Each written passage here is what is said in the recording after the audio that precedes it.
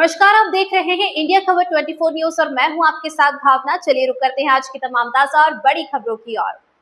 तहसील क्षेत्र के ग्राम होट्टे में शनिवार सुबह करीब 8:30 बजे एक ही परिवार पर जानलेवा हमला किए जाने का मामला सामने आया है।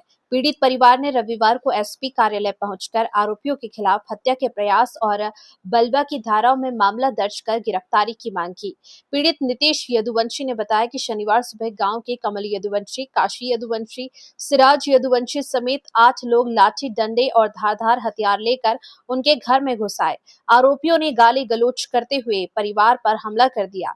हमले में नितेश का सिर फट गया और गला दबाकर जान से मारने की कोशिश की गई। उनके भाई दुर्गेश के साथ भी मारपीट की गई और कपड़े फाड़ दिए गए।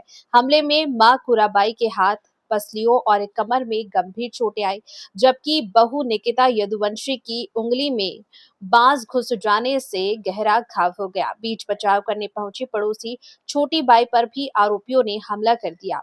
पीड़ित परिवार का आरोप है कि शिकायत के बावजूद न्यूटन चौकी पुलिस ने मामूली धाराओं में मामला दर्ज किया। परिवार का कहना है कि आरोपी लगातार धमकी दे रहे हैं और पुलिस की कार्रवाई होने पर पूरे परिवार को जिंदा जला देंगे धमकी दे रहे हैं।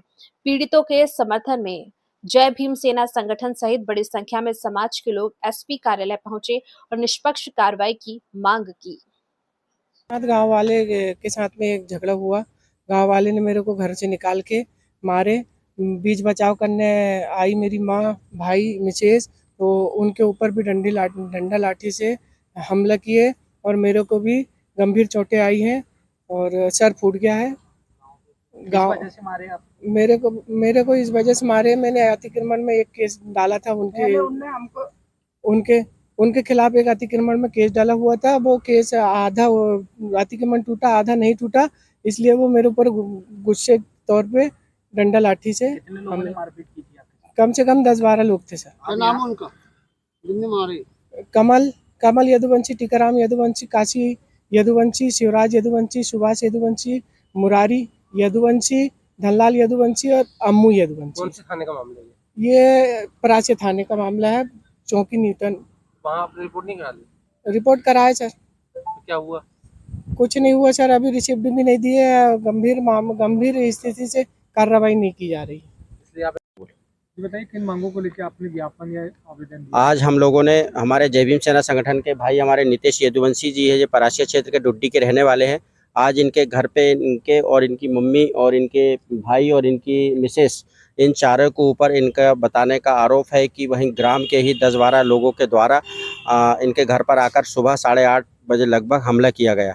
जिस हमले में इनके सर में चोट आई है, हाथ में चोट आई है और उनके मिसेस की भी चोट आई है और उनकी माँ के भी हाथ में लगी हुई है। सभी को चोटें आई है, जिसकी शिकायत इन लोग चांदामेटा चौकी में गए हुए थे।